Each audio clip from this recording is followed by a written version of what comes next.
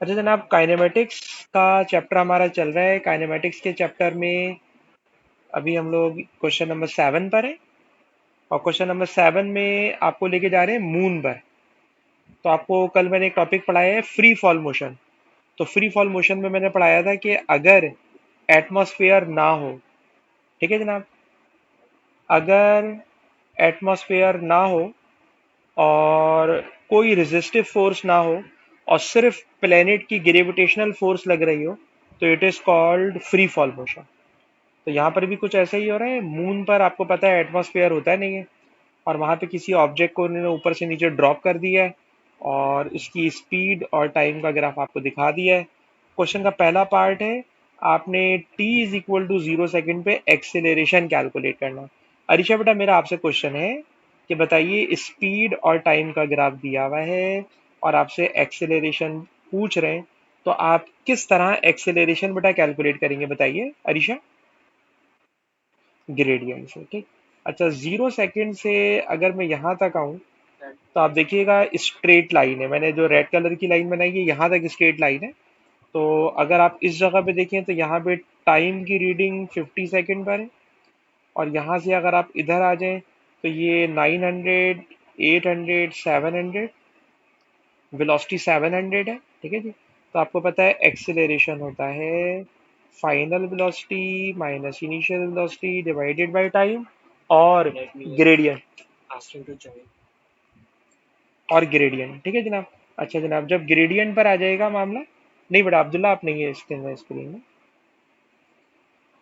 अच्छा बेटा, तो फाइनल वेलोसिटी 700 पर आ चुकी है, इनिशियल वेलोसिटी 0 पर है, टाइम 50 सेकेंड का है।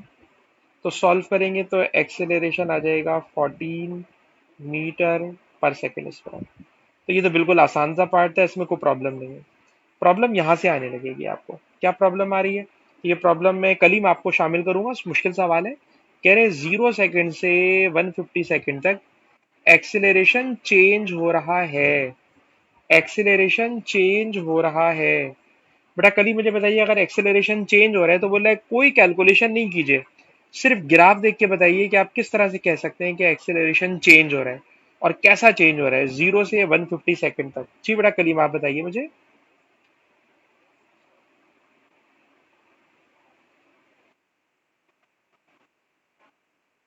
सही।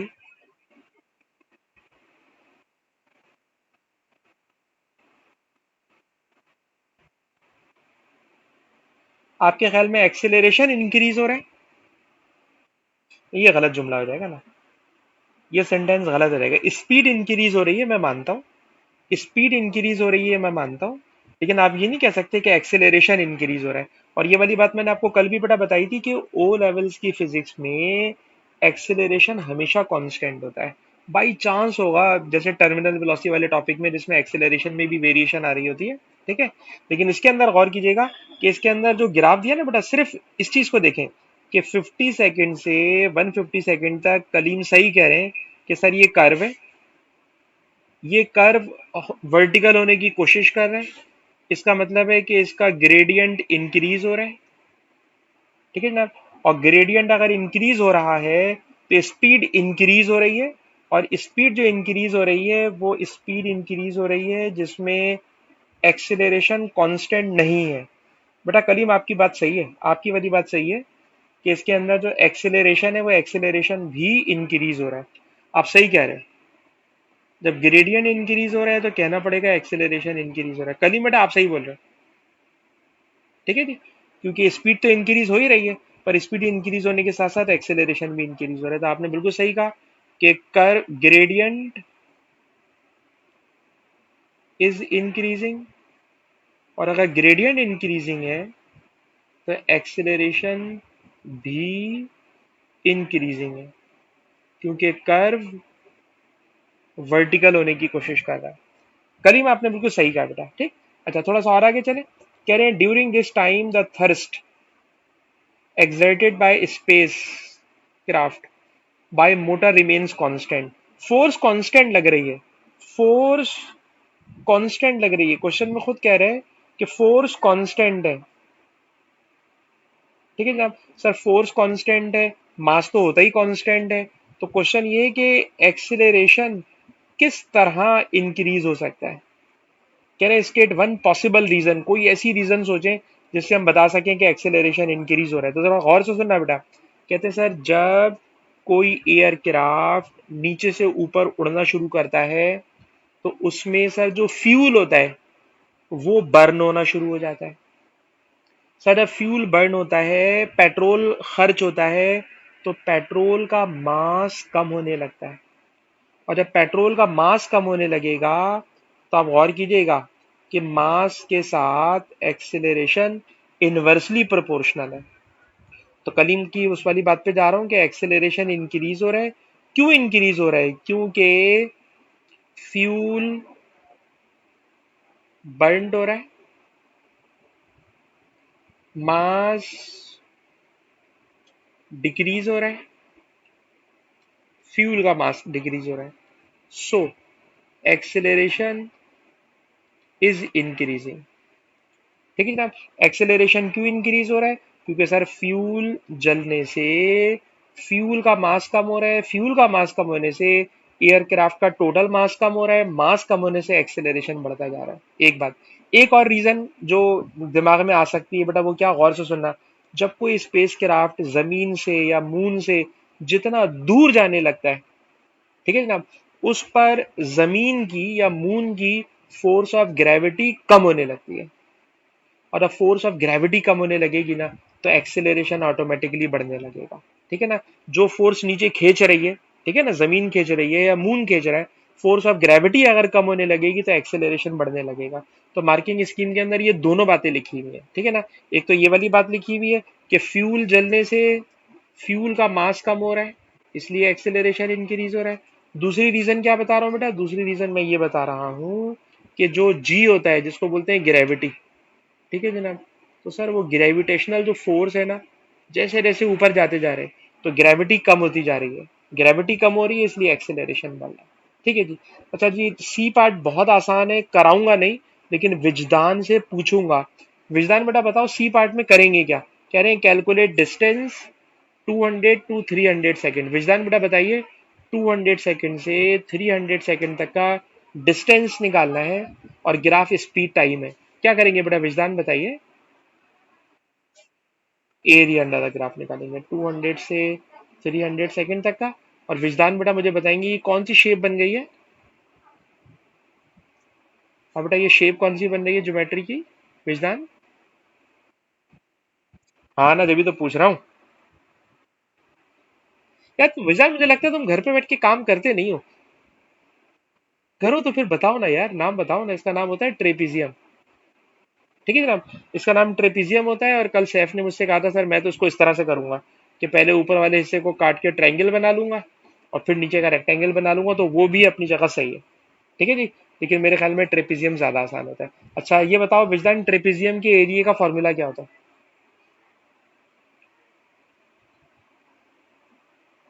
ट्रेपीजियम के एरिया का फॉर्मूला विजदान याद नहीं कर रहा भाई। अरीशा तुम बताओ ट्रेपीजियम के एरिया का फॉर्मूला।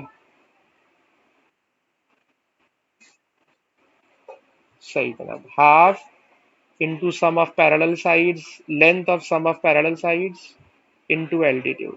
ठीक है जी। तो ये आपने होमवर्क में दे रहा हूँ, ये करा नहीं रहा क्योंकि आसान सवाल है, छोड़ रहा हूँ मैं। अच्छा जी, अब है क्वेश्चन नंबर 8। क्वेश्चन नंबर 8 के अंदर पहले मैं देखूंगा क्वेश्चन कराने के लायक है या नहीं। क्वेश्चन नंबर 8 में पहले बोल रहा है कि आप ग्राफ बनाएं। ठीक, ग्राफ आपने बनाना है। और ये ग्राफ इतना आसान नहीं, इसका आखिरी पार्ट मुश्किल है। इसका आखिरी पार्ट मुश्किल है, इसलिए मुझे बनाना पड़ेगा। जरा देखिएगा ग्राफ। ग्राफ है जनाब 0 सेकेंड से 15 सेकेंड तक। क्वेश्चन पढ़िएगा बेटा। कह रहे 0 सेकेंड से 15 सेकेंड तक कार की स्पीड 28 पर पहुंच गई है। स्टार्ट हो रही है रेस्ट से, स्टार्ट हो रही है रेस्ट से। और जब ये टाइम कंप्लीट हो रहा है तो टाइम कंप्लीट होने पर स्पीड पहुंच गई है 28 पर। तो जरा और से देखिएगा बेटा, 15 सेकेंड कहाँ पर हो रहे हैं? सर 15 सेकेंड यहाँ पर हो रहे हैं और 28 तक जाना है। तो जरा इस ग्राफ को देखिएगा बेटा, जो मैंने ग्राफ बनाया है इस ग्राफ के अंदर किस बात का ख्याल रखा है बेटा मैंने? देखिए, स्टार्ट फ्रॉम रेस्ट ये वाला पॉइंट हो गया। ठीक है जनाब। 28 स्पीड तक पहुंचाना है, देखिए 28 स्पीड है। 15 सेकंड में पहुंचाना है, देख लीजिए ये 15 सेकंड का टाइम है। अच्छा आगे चले, कह रहे हैं 15 से 32 सेकंड तक स्पीड कांस्टेंट रहेगी, 32 सेकंड तक स्पीड कांस्टेंट रहेगी। तो 32 सेकंड, ये 32 है, और थोड़ा सा मैं आगे चला, ये जगह 32 है। 32 सेकंड तक स्पीड कांस्टेंट है, यहाँ तक की बात तो हो गई। अब मैं शामिल करूंगा, मुश्किल बात है इसलिए कलीम को शामिल करूंगा। कलीम यार ये बताओ, ये जो लास्ट, ये तो मैंने बना दिया, इस लास्ट पोर्शन में, ठीक, कलीम आपसे मैं बात कर रहा हूँ। कलीम बेटा कह रहे हैं डिसेलेरेशन है, तो सर अगर डिसेलेरेशन है तो ग्राफ बताइए ऊपर जाएगा नीचे जाएगा? कलीम बताइए बेटा।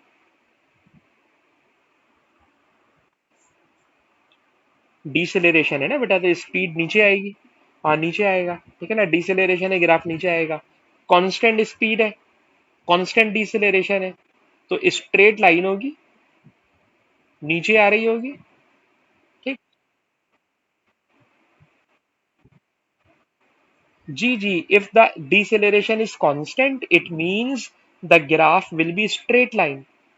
ठीक है जनाब, constant acceleration, constant deceleration means graph will be straight line.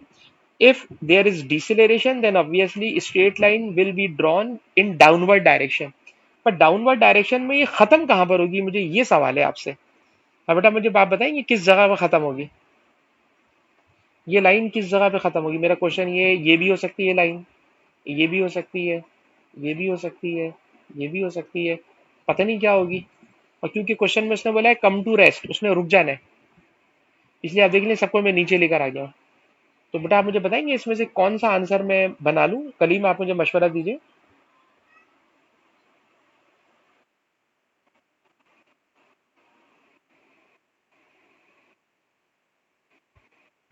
जी वाला फार्मूला लगा लें, नहीं तो अगर आप ये वाला फार्मूला भी लगाएंगे तो जो बिल्कुल बेसिक फार्मूला है, तो ये भी मुझे बता देगा। क्या बताएगा, गौर से सुनिएगा। Sir actually we have to calculate the time of this deceleration. It is not given in the question the time of deceleration of car. ठीक है जनाब, टाइम नहीं दिया हुआ। तो टाइम को बेटा मैं इधर लेकर आ रहा हूँ, सब्जेक्ट बना रहा हूँ। अब आप जरा देखिए, sir final velocity will be zero, final velocity will be zero, initial velocity will be 28, and deceleration is -2. -2 it is given, deceleration is -2. Okay, so the time will be 14 second. So deceleration time is 14 second, and if the deceleration time is 14 second, so we have drawn this graph up to 32 second. If I add 32 plus 14, it makes 46 second. So at 46th second, at 46th second, the object will come to rest. It is the complete graph. So I think the last one is the most difficult, in which we do not know how long will it take to come to rest. कितनी देर में वो object रुक जाएगा, क्योंकि इसने deceleration दी है, initial speed दी है, final speed दी है, but it is not given the time interval of deceleration. So first we calculated the time of deceleration by using this formula, and formula is v minus u upon t. So first we calculated the time of deceleration, it is 14 seconds. We already have drawn the graph up to 32 seconds, so 32 plus 14, 32 plus 14, 32 already we have done. So next 14 second it will come to rest. So I have completed the graph at 46 second. तो विजदान आप बेटा मुझे बताइए, जो last portion है graph का जो मैंने बना के दिखाया है, कि आपको समझ में आया बेटा विजदान? बेटा विजदान, चले मैं एक दफा और थोड़ा सा समझा देता हूँ। बेटा मैंने यूं कहा कि इस क्वेश्चन में उन्होंने कहा कि आपने ग्राफ बनाना है, ठीक है, और ग्राफ बनाने के लिए जो क्वेश्चन में फर्स्ट टू लाइंस बोली ना, वो तो बहुत आसान थी। ठीक, कह रहे हैं 0 सेकेंड से 15 सेकेंड तक ग्राफ बनाना है, ये वाला, तो ये तो बड़े आराम से बन जाता है। फिर 15 से 32 सेकेंड तक कांस्टेंट स्पीड है, तो ये वाला ग्राफ बन गया, ये बड़ा आसान है। मेरे ख्याल में सबसे मुश्किल था ये वाला। ठीक, इसमें क्या मुश्किल बात थी? मुश्किल बात ये थी कि सर 32 सेकेंड से ग्राफ शुरू होगा, ठीक है जी, 32 सेकेंड से ग्राफ शुरू होगा, और जो ऑब्जेक्ट है it will come to rest, उसकी फाइनल वेलोसिटी जीरो हो जाएगी। अब बेटा फाइनल वेलोसिटी जीरो, आप देखिए इस पे भी हो सकती है, इस पे भी हो सकती है, इस पे भी हो सकती है, ये जितनी भी मैं लाइनें बना रहा हूँ इन सब में फाइनल वेलोसिटी जीरो है। ठीक है जी, इन सब में फाइनल वेलोसिटी जीरो है। पर मुझे नहीं पता कि किस टाइम के ऊपर फाइनल वेलोसिटी जीरो होगी। तो मुझे नहीं पता किस टाइम में फाइनल वेलोसिटी जीरो होगी। तो एक्सेलरेशन का फॉर्मूला होता है v minus u upon T. T को बेटा मैंने सब्जेक्ट बनाया, फाइनल वेलोसिटी जीरो करनी है, इनिशियल वेलोसिटी 28 है, डीसेलेरेशन -2 सेकेंड -2 मीटर पर सेकेंड स्क्वायर है। तो मुझे पता चल गया कि ये डीसेलेरेशन 14 सेकेंड में होगा। तो ग्राफ 32 सेकेंड तक का मैंने पहले से बनाया हुआ है। 32 सेकेंड तक का ग्राफ मैंने पहले से बनाया हुआ है।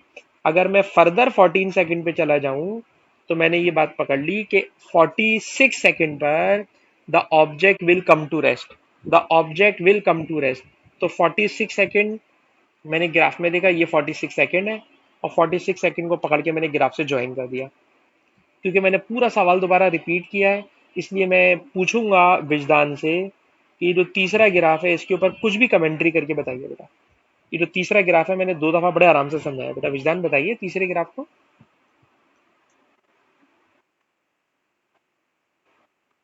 हम्म। सही।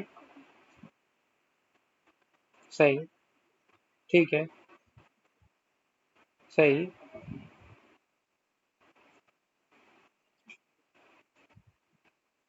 हाँ। फाइनल वेलोसिटी जीरो है वो भी पता है, इनिशियल वेलोसिटी 28 है ये भी पता है। तो मैंने कैलकुलेट करा टाइम कि कितने टाइम में ये डिसेलेरेशन होगा। टाइम आ गया 14 सेकंड। फिर 14 सेकंड का मैंने क्या करा बताएं। हाँ। तो मैं समझ गया कि जो कार है वो 46 सेकंड पे आगे रुक जाएगी। तो 46 सेकंड से मैंने उस ग्राफ को ज्वाइन कर दिया। बेहतरीन हो गया जी, बेहतरीन हो गया। अच्छा जी, उसके बाद आ रही है क्वेश्चन के सेकंड पार्ट के ऊपर। ये जो क्वेश्चन का सेकंड पार्ट है, इस सेकंड पार्ट के लिए ठीक है जनाब, मैं एक दिन एक एक बात छोटी सी आपको पढ़ा चुका हूँ, उसी बात को दोबारा रिपीट करने जा रहा हूँ। और सिर्फ आपसे सवाल करूंगा मैं, क्योंकि उस दिन सवाल मैंने आपसे पूछा था तो आपने गलत बताया था, फिर मैंने करेक्शन कर दी थी। तो मैं सैफ को चेक करना चाह रहा हूँ कि सैफ के दिमाग में वो वाली बात अभी है या नहीं। सैफ बेटा मुझे ये बताएं, if an object is moving with constant speed, if an object is moving with constant speed, is it possible it is accelerating? Is it possible? No. हाँ मैंने उस दिन पढ़ाया था सर यार, एक्सेलरेशन पॉसिबल है। हाँ सर, अगर स्पीड भले से कांस्टेंट हो, स्पीड भले से कांस्टेंट हो, if the object is moving along a circle, ठीक है जनाब, इसमें लिखा हुआ है the path of car is a part of circle. अगर पार्ट ऑफ सर्कल आ गया तो उसका मतलब है कि उसमें उसमें एक्सेलरेशन है। उस एक्सेलरेशन का नाम होता है सेंट्रीपिटल एक्सेलरेशन। ठीक। और सेंट्रीपिटल एक्सेलरेशन जिस फोर्स की वजह से पैदा होती है उसका नाम होता है सेंट्रीपिटल फोर्स। और सेंट्रीपिटल फोर्स हमेशा सर्किल के सेंटर की तरफ होती है। तो resultant force is centripetal force, resultant force is centripetal force, and directed it is always directed towards center of circle। ठीक। इसने थोड़ी बात पूछी है, मैंने जरा ज्यादा बोल दी है, लेकिन बात आपको समझ में आ गई है कि सर सेंट्रीपिटल फोर्स होगी सेंटर की तरफ होगी। ठीक है जी। अच्छा बेटा विजदान, आपसे मैं सवाल आगे बढ़ाना चाहूंगा। बताइए जब सेंट्रीपिटल फोर्स लगती है तो बताइए वेलोसिटी में क्या हो रहा होता है। वेलोसिटी के बारे में कमेंट्री करें, क्या हो रहा होता है।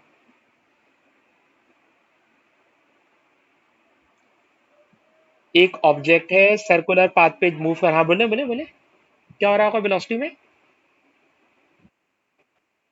वेलोसिटी इंक्रीज हो जाएगी, जबरदस्त। अच्छा बेटा अरीशा आप बताइए वेलोसिटी में क्या हो रहा होगा अगर ऑब्जेक्ट सर्कुलर पाथ पे घूम रहा है तो।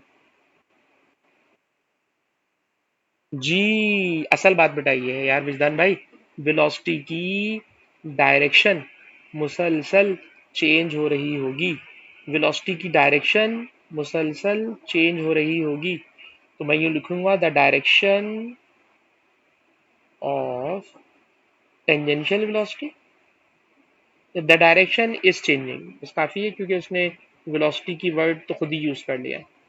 ठीक है बेटा। तो विजदान आई होप कि अब आप याद रखेंगे कि if an object is moving along a circular path, if an object is moving along a circular path, the direction of velocity changes, there is a centripetal force which is always directed towards the center of circle, and there is an acceleration which is known as centripetal acceleration. तो बेटा इसको याद रखना है, velocity की direction बदल रही होती है सेंट्रीपिटल फोर्स से, और सेंट्रीपिटल एक्सेलरेशन पैदा हो रहा होता है। अच्छा जी, क्वेश्चन नंबर 9 है। एक ऑब्जेक्ट है, स्ट्रेट लाइन पे जा रहा है, उसकी स्पीड कांस्टेंट है, स्पीड कांस्टेंट है। A resultant force begin to act upon it, इसके ऊपर रिजल्टेंट फोर्स लगना शुरू हो गई। State the ways in which the force may change the motion of object। बताइए, state the ways in which the force may change the motion of object, इस बात का मतलब क्या है? ये बेटा सवाल में भेजना चाहूंगा सैफ आपकी तरफ। बेटा सैफ, आप मुझे बताएंगे क्या बोलना क्या चाह रहे हैं, क्वेश्चन की लैंग्वेज समझ सकते हैं कि क्या बोलना चाह रहे हैं?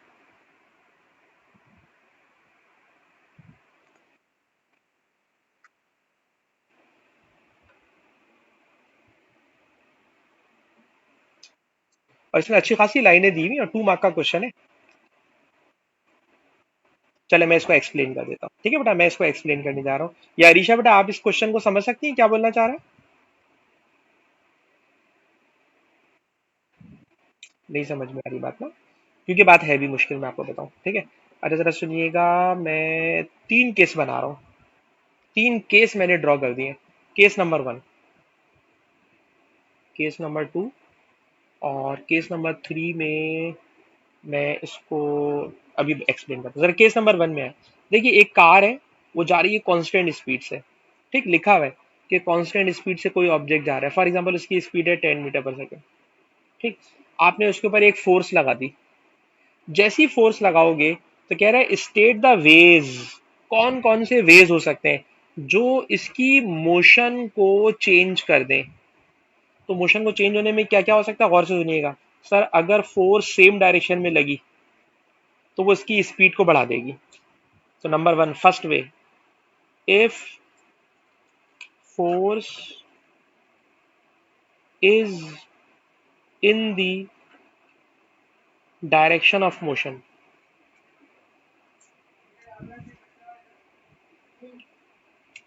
इट विल स्पीड अप, ठीक, इट विल स्पीड अप और it will produce acceleration. Case number 1 हो गया। केस नंबर 2, कांस्टेंट स्पीड से जा रही थी, फोर्स अपोजिट डायरेक्शन में मैंने लगा दी, it is the way number 2। तो क्या होगा, if force is in opposite direction,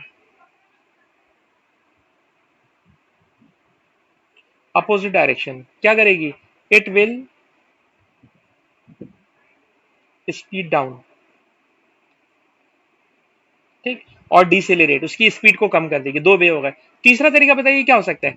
sir, तीसरा तरीका ये हो सकता है कि कोई ऑब्जेक्ट जा रहा है, ठीक है जनाब, कांस्टेंट स्पीड से जा रहा है 10 मीटर पर सेकेंड से, ठीक, इसके ऊपर जो फोर्स लग रही है ना, इसके ऊपर जो फोर्स लग रही है, वो फोर्स लग रही है इसकी डायरेक्शन ऑफ मोशन पे परपेंडिकुलर। और से देखिएगा, परपेंडिकुलर लग रही है, परपेंडिकुलर, ठीक है जनाब। अगर परपेंडिकुलर लग रही है, मैं इतना अच्छा ड्रॉ कर नहीं पाया, कहते हैं अगर फोर्स परपेंडिकुलर लग रही होगी, इसको मैं लिख दूं तो बात मेरे ख्याल में आप समझ लेंगे। If force is acting perpendicular, तो कोई बच्चा मुझे बताया अगर परपेंडिकुलर फोर्स लगे तो वो क्या करेगी? सेफ बताओ। सेम डायरेक्शन में स्पीड अप, अपोजिट डायरेक्शन में स्पीड डाउन, और परपेंडिकुलर फोर्स लगे तो क्या होगी?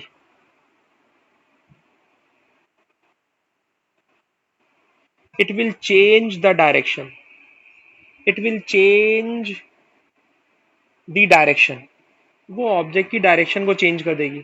और भाई अगर डायरेक्शन चेंज हो गई ना, तो वो ऑब्जेक्ट सर्कुलर पाथ पे घूम जाएगा।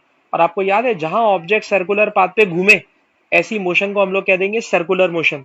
तो याद रखिएगा, फोर्स 3 तरह से मोशन को चेंज कर सकती है, फोर्स 3 तरह से मोशन को चेंज कर सकती है, आइदर स्पीड अप और स्पीड डाउन और चेंजेस द डायरेक्शन। इस वाली बात को आप जहन में रखिएगा। किसी भी ऑब्जेक्ट पर जब फोर्स लगती है तो वो फोर्स उसकी मोशन को 3 तरह से अफेक्ट कर सकती है। नंबर 1, स्पीड अप कर सकती है, सेम डायरेक्शन में लग रही हो। नंबर 2, स्पीड डाउन कर सकती है या उसकी डायरेक्शन चेंज कर सकती है। तो मार्किंग स्कीम में ये 3 तरीके बताए मैंने, वो तीनों तरीके एक्सप्लेन कर दिए। ठीक है जी। अच्छा जी, last one, B part, state one other effect a force would have on the object. बताइए, मोशन की बात नहीं कर रहा, मोशन के अलावा बताइए क्या इस फोर्स की वजह से ऑब्जेक्ट के ऊपर कोई और अफेक्ट आ सकता है? ये चीज अभी मैंने पढ़ाई नहीं है, लेकिन जरा कॉमन सेंस लगाएं कि किसी ऑब्जेक्ट पे मैं फोर्स लगाऊं, ठीक है जनाब, किसी चीज को मैंने जोर से हिट किया, और हिट करने से जो बातें मैंने ऊपर बोली हैं उसके अलावा कोई और बात हो जाए। जी बेटा, कोई बच्चा बताए। कॉमन सेंस लगाइएगा, फिजिक्स नहीं लगाइएगा।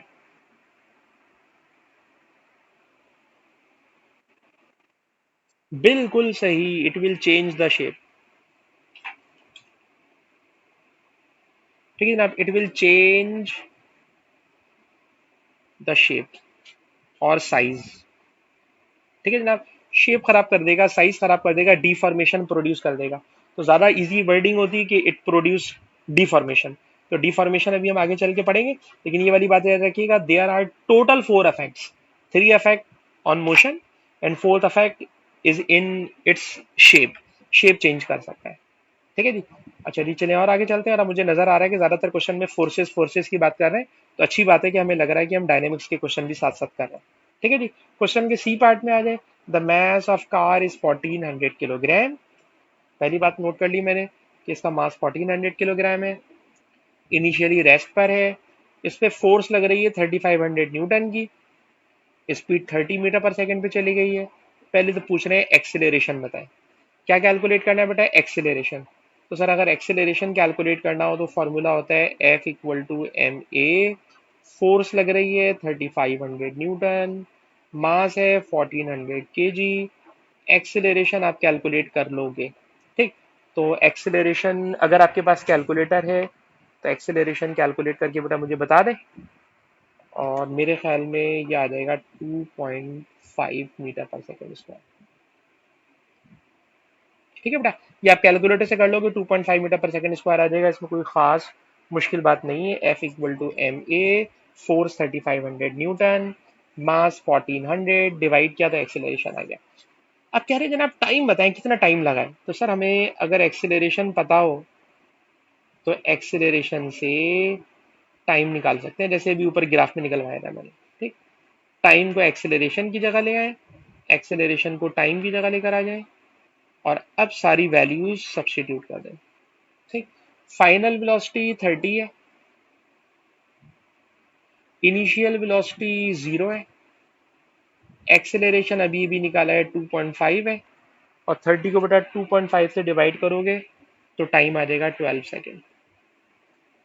ठीक है जी, बड़ा आसान आसान सवाल चला है। State the name of force which opposes the motion of car. तो बताइए, कार रोड पे चल रही है, कौन सी फोर्स होगी जो कार की मोशन को अपोज कर रही होगी? तो सर कार के टायर और रोड्स के दरमियान फ्रिक्शन होती है जो अपोज कर रही होती है।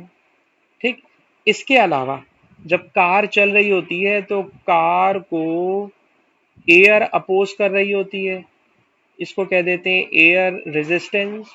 और इन दोनों को मिला के एक लफ्ज यूज करा देते हैं रेजिस्टिव फोर्स। ठीक है जनाब, इन दोनों को मैं मिला लूं तो इन दोनों को मिला के जो टोटल फोर्स बनती है उसको हम लोग कह देते हैं रेजिस्टिव फोर्स। ठीक है जी। तो ये छोटी सी फोर्स की बात आ गई तो वो मैंने करा दी। क्वेश्चन नंबर 10 में आ जाए। स्पीड टाइम ग्राफ है, डिस्टेंस पूछ रहा है, एक्सिलरेशन पूछ रहा है, और जो बातें पूछ रहा है मेरे ख्याल में ये सारी की सारी बातें बड़ी सिंपल सी हैं, इसलिए इसको मैं नहीं करा रहा, सिंपल है, नहीं करा रहा। अच्छा जी, उसके बाद क्वेश्चन नंबर 11 है। और अच्छा जी, जरा इसको देखिएगा, इस क्वेश्चन में मुझे एक गड़बड़ लग रही है। क्या गड़बड़ है अभी बताता हूँ। A truck accelerate uniformly horizontal road, mass of truck कितना? तो पहली बात तो ये कि हमें उन्होंने इस क्वेश्चन में ट्रक का मास बता दिया। The speed increase from rest to this thing, okay. Calculate the distance, distance calculate करना है। क्या कैलकुलेट करना है बेटा? डिस्टेंस कैलकुलेट करना है। ठीक। और जब कोई भी डिस्टेंस कैलकुलेट करना हो तो डिस्टेंस कैलकुलेट करने के लिए, डिस्टेंस कैलकुलेट करने के लिए फिर मैं फंस रहा हूं, पता है किस बात पे फंस रहा हूं? गौर से सुनिएगा। आपको एक दिन मैंने एक बात बोली थी कि यार ए लेवल फिजिक्स में ये तीन फॉर्मूलाज हैं। Final velocity is equal to initial velocity, plus AT, इसको हम लोग कहते हैं फर्स्ट इक्वेशन। सेकेंड इक्वेशन होती है S is equal to UT plus half AT square, इसको कहते हैं सेकेंड इक्वेशन ऑफ मोशन। और थर्ड इक्वेशन होती है 2AS is equal to V square minus U square. ठीक, ये ए लेवल्स की फिजिक्स में है, ठीक है ना, ए लेवल्स की फिजिक्स में। और इस ए लेवल्स की फिजिक्स के इस फॉर्मूले को अभी जो मैं क्वेश्चन कराने जा रहा हूँ, ये इसके बगैर ये क्वेश्चन सॉल्व हो ही नहीं सकता ये वाला। तो हिम्मत करके भाई ये तीन फार्मूले साइड में लिख लें। और ये खाली आईजीसीएसई में नहीं, जीसीई में विजदान भाई, जीसीई के अंदर भी ये तीनों फार्मूले में देखता हूँ कभी कभी हम फंस जाते हैं, इसके बगैर गुजारा नहीं होता। जैसे इस क्वेश्चन में देखिए, कह रहे हैं डिस्टेंस कैलकुलेट करना है, तो जरा सेकंड इक्वेशन लगाइएगा। सेकंड इक्वेशन है S is equal to UT plus half AT square. ठीक, यू का मतलब होता है इनिशियल वेलोसिटी, तो बताइए इनिशियल वेलोसिटी रेस्ट से स्टार्ट कर रहा है, तो इनिशियल वेलोसिटी हो गई 0। टाइम 30 सेकेंड, मैंने लिख दिया 30 सेकेंड। ठीक है, उसके बाद है प्लस हाफ एक्सेलरेशन। और बड़ी अजीब सी बात है, एक्सेलरेशन भी हमें नहीं पता है, एक्सेलरेशन भी नहीं पता है, तो एक्सेलरेशन भी निकालना पड़ेगा। एक्सेलरेशन कैसे निकालेंगे? एक्सेलरेशन होता है v minus u upon t into t square. अल्लाह, अच्छा जी, अब चले इसके अंदर और वैल्यूज पुट करें। ये हिस्सा तो वैसे ही 0 हो गया, हाफ ये रहा। ठीक है जनाब, बताइए फाइनल वेलोसिटी कितनी है? अच्छा, इत्तेफाक से इस टी से टी कट रहा है तो काट दें, वो चल जब रहा है। v minus you, final velocity है 12, इनिशियल वेलोसिटी है 0, और टाइम है 30 सेकेंड का। ठीक, सॉल्व करने, 2 1 2, ये 2 15 का, और 12 को बेटा 15 से सॉल्व करें तो 12 इंटू 15, रिजल्ट आ रहा है 180। ठीक, तो आई होप कि समझ में नहीं आया होगा, क्योंकि ए लेवल्स की फिजिक्स का फॉर्मूला जब यहाँ पहली दफा लगा देंगे तो बच्चे ने तो कंफ्यूज होना ही है। पहले बेटा कॉपी कर लें, या अगर आप कॉपी करते हैं तो, नहीं तो मैं तो आपको वैसे भी पीडीएफ फाइल क्लास के आखिर में भेजता ही हूँ। क्वेश्चन सर, ये जो आपने ए लेवल का फार्मूला लगाया है, इसको मार्किंग स्कीम में देख के बताएं, उसने भी इसी मेथड से किया है या कुछ और लगा दिया है? तो इसका आंसर ये भाई, मार्किंग स्कीम में भी उसने इसी फॉर्मूले से सॉल्व किया है, मार्किंग स्कीम में भी इसी से सॉल्व किया। पर मैं कोशिश कर रहा हूँ दिमाग लगाने की कि कोई और फार्मूला हो सकता है जिससे ये सवाल हो सकता।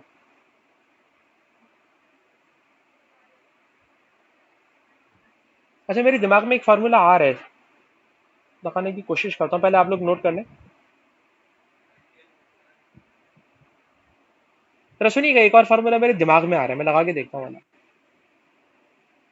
ये बताओ बेटा कि डिस्टेंस का फॉर्मूला होता है वेलोसिटी इनटू टाइम। कैसे? सर ये बचपन से पढ़ते आ रहे हैं, वेलोसिटी बराबर है डिस्टेंस अपॉन टाइम, तो डिस्टेंस बराबर है वेलोसिटी इनटू टाइम।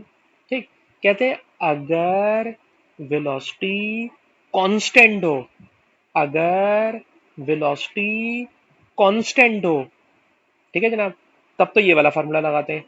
बेटा सैफ मुझे बताइए, वेलोसिटी कांस्टेंट है या वेलोसिटी चेंज हो रही है? अब बेटा सैफ बताइए, वेलोसिटी कांस्टेंट है या वेलोसिटी चेंज हो रही है?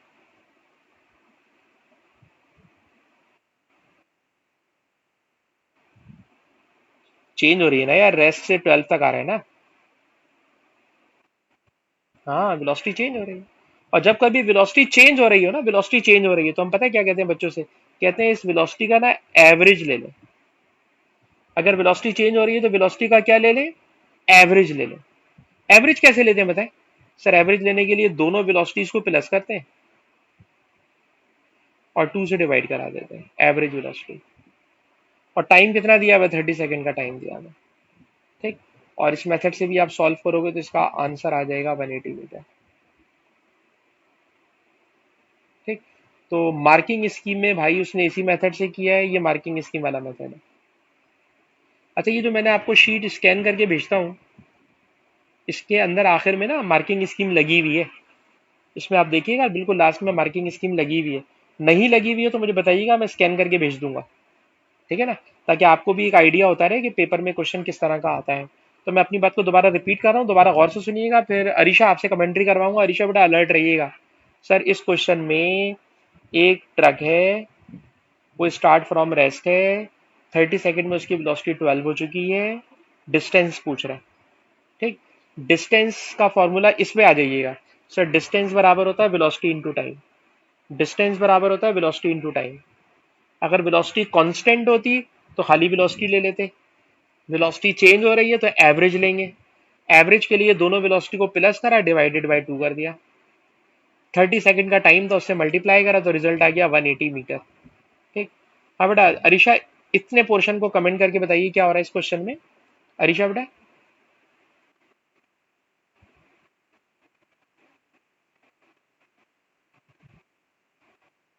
हाँ ठीक है जी। और अगर वेलोसिटी चेंज हो रही हो, अगर वेलोसिटी चेंज हो रही हो तो हम क्या ले लेते हैं, वेलोसिटी का एवरेज ले लेते हैं। ठीक है बेटा, वेलोसिटी का क्या ले लेते हैं, एवरेज ले लेते हैं। तो डिस्टेंस बराबर है velocity into time. Velocity change हो रही है, एवरेज लेंगे। एवरेज लेने का मेथड, दोनों वेलोसिटीज को प्लस कर लें, रेस्ट का मतलब 0, प्लस 12 डिवाइडेड बाई 2, और टाइम लग रहा है 30 सेकेंड का। सॉल्व करोगे तो रिजल्ट आ जाएगा 180 मीटर। मैंने कोशिश की कि आपको ए लेवल वाले फार्मूले से बचा लूं, जो मेरे दिमाग में आ गया, पर मार्किंग स्कीम में ए लेवल वाला फार्मूला लगाया था उसने। अच्छा जी आगे चलते हैं अगले पार्ट में। नेक्स्ट पार्ट है रिजल्टेंट फोर्स बताइए। फोर्स बताइए। तो फोर्स के लिए बेटा विजदान मुझे फार्मूला बताइए कोई आसान सा।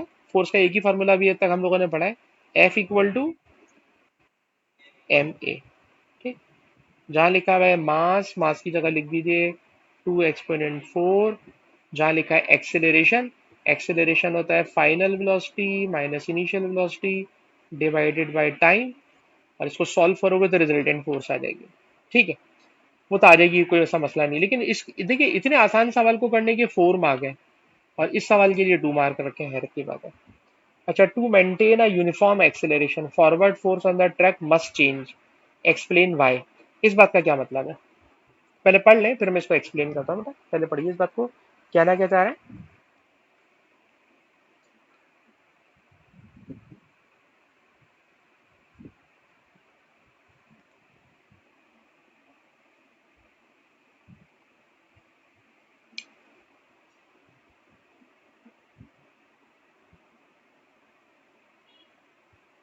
तो बेटा पढ़ लिया आपने सवाल, तो अब मैं इसको एक्सप्लेन करूँ।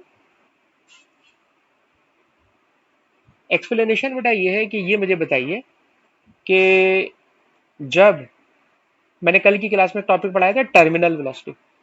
टर्मिनल वेलोसिटी में बेटा मैंने एक टॉपिक आपको पढ़ाया था कि जब कोई ऑब्जेक्ट मूव करता है और जैसे जैसे उसकी स्पीड बढ़ रही होती है, तो स्पीड बढ़ने से अरीशा बेटा मुझे बताइए, फ्री फॉल मोशन में, फ्री फॉल नहीं है वो, कोई ऑब्जेक्ट ऊपर से नीचे गिर रहा है, एयर है, जैसे जैसे स्पीड बढ़ रही होती है तो क्या चीज बढ़ना शुरू हो जाती है, आप बताइए। एयर रेजिस्टेंस, रेजिस्टिविटी नहीं है बेटा, एयर रेजिस्टेंस बढ़ने लगती है। ठीक। इसी तरह अगर मैं रोड पे कार चला रहा हूं, तो कार में तो मुझे नहीं पता चलेगा, साइकिल चलाएं तो पता चल जाता है कि जब मैं साइकिल चलाऊं तो साइकिल की जैसे जैसे स्पीड बढ़ाऊंगा तो एयर रेजिस्टेंस बढ़ने लगेगी। और अगर एयर रेजिस्टेंस बढ़ने लगेगी तो इस साइकिल को चलाते वक्त अब मुझे साइकिल को एक्सेलरेट कराने के लिए, ठीक है ना, साइकिल को यूनिफॉर्म एक्सेलरेशन देने के लिए मुझे फॉरवर्ड फोर्स बढ़ाना पड़ेगी। क्यों फॉरवर्ड फोर्स बढ़ाना पड़ेगी, सर जब साइकिल स्लो चल रही थी ना तो एयर रेजिस्टेंस कम थी, एयर रेजिस्टेंस कम थी। As object speeds up, air resistance will increase. So, to maintain constant acceleration, forward force must increase. ठीक। अच्छा गौर से सुनो, अगर एयर रेजिस्टेंस ना हो, सर अगर एयर रेजिस्टेंस नहीं होगी ना, ठीक है, तो मास तो ऑलरेडी कांस्टेंट है, एक्सेलरेशन भी कांस्टेंट चाहिए, कांस्टेंट एक्सेलरेशन के लिए फोर्स कांस्टेंट होना चाहिए। अगर एयर ना हो तो कांस्टेंट एक्सेलरेशन के लिए कांस्टेंट फोर्स चाहिए, यूनिफॉर्म एक्सेलरेशन के लिए कांस्टेंट फोर्स चाहिए। लेकिन अगर रोड पे मैं कार या साइकिल चला रहा हूं, तो जैसे जैसे स्पीड बढ़ाऊंगा, ठीक है ना, लिखा हुआ यूनिफॉर्म एक्सेलरेशन, एक्सेलरेशन का मतलब है स्पीड बढ़ेगी। तो सर जैसे जैसे स्पीड बढ़ेगी, तो स्पीड बढ़ने से एयर रेजिस्टेंस बढ़ेगी, तो उस एयर रेजिस्टेंस को ओवरकम करने के लिए मुझे अपनी फोर्स भी बढ़ाना पड़ेगी। तो अगर यूनिफॉर्म एक्सेलरेशन चाहिए, तो आपको अप्लाइड फोर्स उस वक्त बढ़ाना पड़ती है जब एयर रेजिस्टेंस भी बढ़ रही होती है। तो ये काफी अजीब सा सवाल है, जो बच्चे के दिमाग में मैं नहीं मानता कि फौरन आ सकता। काफी अजीब सा सवाल है। ठीक। हाँ बेटा सैफ, ये जो आखिरी बात मैंने बोली है, आप जरा मुझे कमेंट्री करके बताएं, अगर समझ में आई होगी तो आप अच्छे अल्फाज में मुझे बोल सकेंगे। हाँ बेटा बोलिए, what is happening in this question.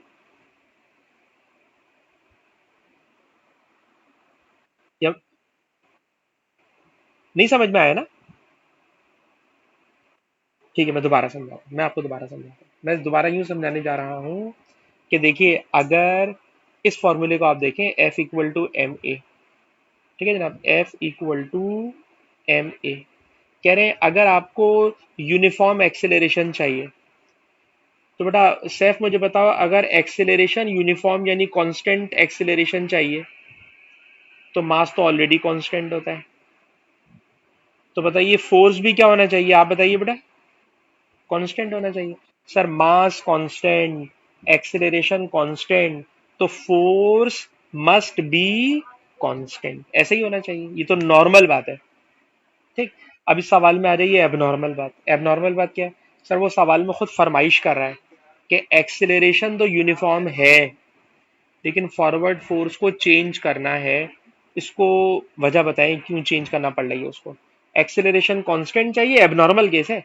Uniform acceleration चाहिए, लेकिन उसको फोर्स बदलना पड़ रही है, क्यों बदलना पड़ रही है? तो मैंने इसका जवाब लिखा कि सर अब कार रोड पे चल रही होगी ना, तो जैसे जैसे उसकी स्पीड बढ़ेगी, तो उस पर एयर रेजिस्टेंस बढ़ेगी, और एयर रेजिस्टेंस बढ़ने की वजह से, ठीक है जनाब, एयर रेजिस्टेंस बढ़ने की वजह से, ठीक है जनाब, अब उसको ज्यादा फोर्स लगाना पड़ेगी। यानी उसको जो जो फोर्स लगा रहा है, वो फॉर एग्जांपल साइकिल चला रहा है और अपने पाँव से फोर्स लगा रहा है, तो वो फोर्स दो चीजों पे लगा रहा है। नंबर वन, उसको एक्सेलरेट करने के लिए।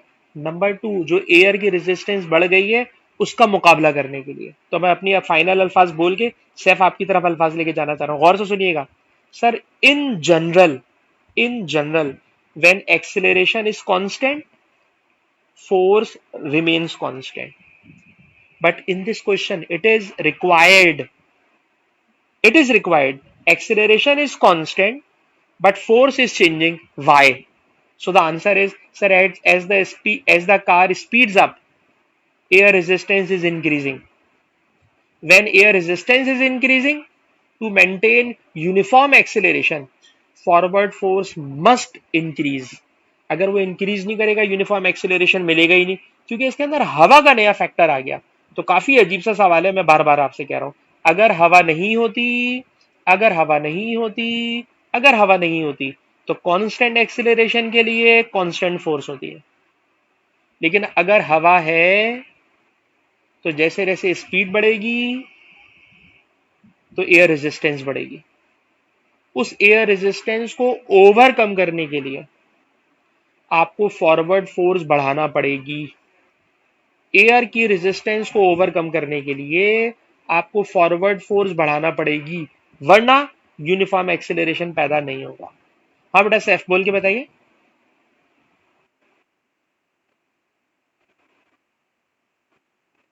बिल्कुल।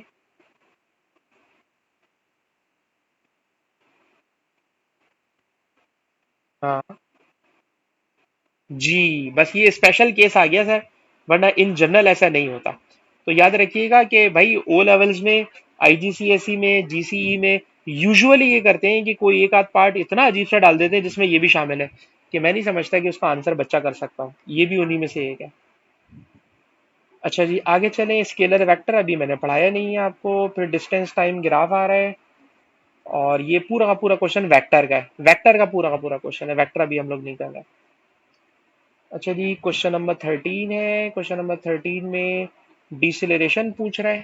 ठीक है जी, डिसेलेरेशन पूछ रहा है, और distance travelled between 3 second to 6 second.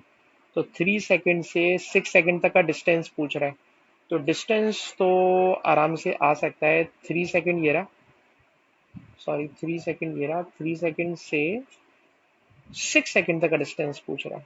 ठीक है जी, तो 3 सेकेंड से 6 सेकेंड तक का जो डिस्टेंस है, इसमें अगेन देखें विजदान भाई, क्या शक्ल बन रही है? शक्ल बताइए। ट्रेपीजियम बन रहा है, तो आप निकालोगे एरिया ऑफ ट्रेपीजियम। प्रैक्टिस के लिए निकाल लेना यार। डिसेलेरेशन निकालना है। मुझे तुम ही बताओ, डिसेलेरेशन कैसे निकालोगे? विजदान बेटा बताओ, 3 सेकेंड से 6 सेकेंड तक डिसेलेरेशन निकालना है, क्या करोगे? It is 3 seconds, it is 6 seconds. You have to calculate deceleration. How will you calculate deceleration? अब यार याद करो यार विजदान भाई, एक्सेलरेशन या डिसेलरेशन निकालना हो तो ग्रेडियंट निकालते हैं, डिस्टेंस निकालना हो तो एरिया निकालते हैं। यार अभी इसको पक्का कर लो ना। अच्छा जी, उसके बाद मैं विजदान से सवाल हटा रहा हूँ, अरीशा आपकी तरफ जा रहा हूँ। State what happens to the size of deceleration after 6 second. 6 second के बाद बताइए डिसेलरेशन क्या कैसा हो रहा है। जी बेटा आप मुझे बताइए। अरीशा, क्या हो रहा है 6 सेकेंड के बाद डिसेलरेशन में? क्या? हाँ बोले बोले।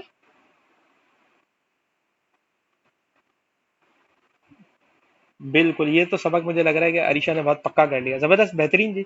उसके बाद सेकंड पार्ट है, state what happens to the resultant force. Resultant force पे क्या फर्क पड़ रहा होगा? तो जवाब ये कि सर अगर एक्सेलरेशन डिक्रीज हो रहा है ना, अगर एक्सेलरेशन डिक्रीज हो रहा है, ठीक है जनाब, एक्सेलरेशन डिक्रीज हो रहा है, तो सर फोर्स भी क्या हो रही होगी? डिक्रीज हो रही होगी।